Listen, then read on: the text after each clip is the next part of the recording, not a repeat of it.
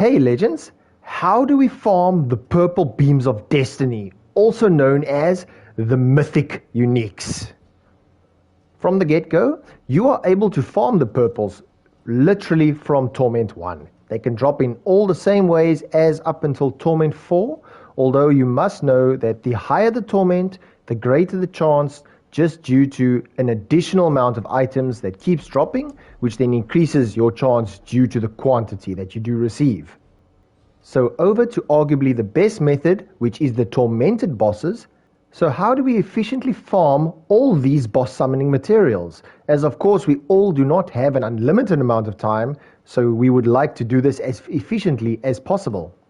Now the best, most efficient method will require you to have the Vessel of Hatred expansion, and will require you to go to the town, the Kurast Bazaar.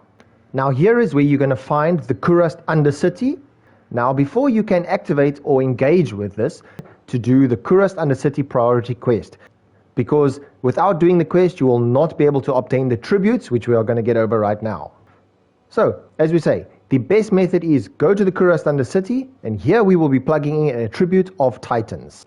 The reward for completing the Undercity dungeon will be a bunch of boss summoning materials, which is the best and most efficient way to do this. This you can do solo. Of course, it is way more effective to do in a party. So if you want to engage with a party finder, if you don't have any other friends around, you feel free to do that. Otherwise, doing it solo is still very, very much an option. Now, it must be noted that the Tribute of the Titan is not the most common drop, and can be fairly rare to be obtained in my personal opinion. So for me personally, there seems to be a decent little loop that is actually in the game right now, and the best way to find these Titans is actually to do tormented bosses. Of course you can find them naturally as you play, but as I do say, they are not a common drop, but at least they are more regular in the tormented bosses. So whilst you're carrying on with your Kurast Undercity, you can pair this with the Seizing Opal of Torment. You can consume this while you're running it, and you will be getting additional boss summoning materials at the end when you're opening the chest. This is not always guaranteed, but it is another good method to get additional materials as you are just playing the game naturally. Now you guys must also take note that there's sometimes a goblin which is called the Prankster Goblin within the Kurast Undercity. They are very, very rare to find in my personal opinion, but if you do find him and you are lucky enough, and we do kill him, you must note that we will get an additional chest at the end of the run. And with this chest, it will be providing you with a lot more loot. Most importantly, you will have a very high chance to obtain another Tribute of Titan just by finding the goblin and killing him. So please do keep an eye out for the Prankster Goblin. It's worth it at the end of the day, although very rare. So to give an example, I have no boss summoning materials in my stash right now. Alright, so we've activated the chest, we pick up all our beautiful loot, and at least this is good, and you can rinse and repeat these runs as you go along. The boss summoning materials is quite worth it, and you rinse and repeat this method, you will have a lot of runs in no time with minimum effort. So tormented bosses is a very fun activity to do, especially in groups if you are able to, as through my live streams that I've been doing with all my legends, us all hunting these elusive purple beams, it's just the moment has been so addicting. So in saying this, I would strongly suggest that you try to at least farm in Torment 4 only.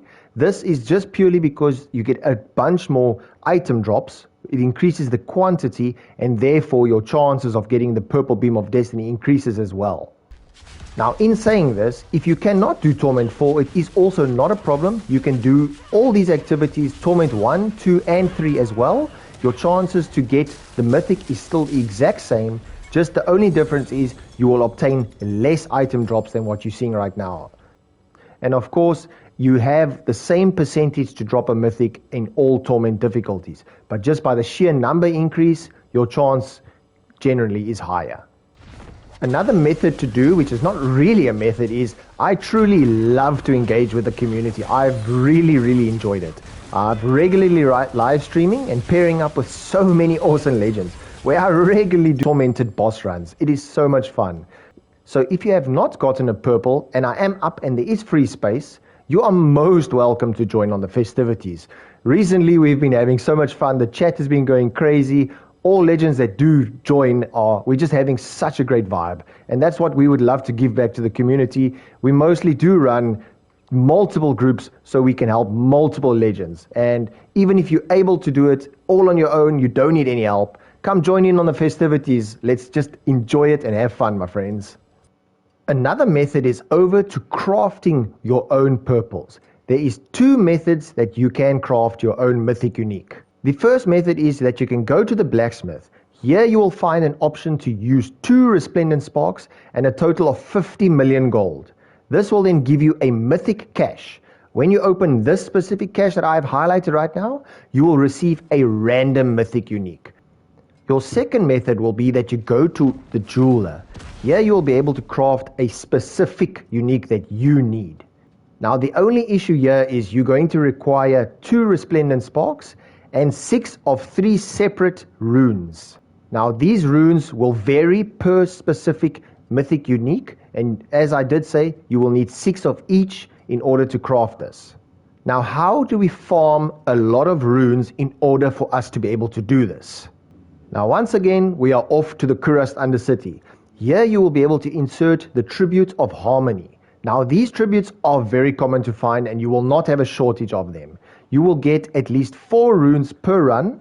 So if you have a dedicated session, you will be able to farm up all the runes that you do need over a good amount of time. So please guys, do not falter on this method. It is worth it. Use the harmonies. You'll get your runes if you really are hunting for a specific unique.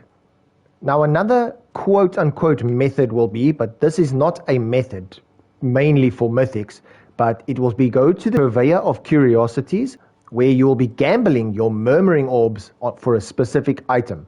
I recommend always gambling on a tunic because it costs 25 and you'll be able to gamble more, if you want to call it that. You do have a very small chance of obtaining a mythic here, so utilize this whenever you have murmuring obols, as you never know if you are lucky. So yeah, legends, thank you so much for watching. That was my give and take onto mythic uniques.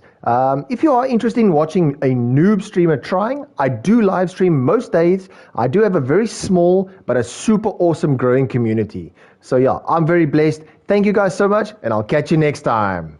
And like it is gone.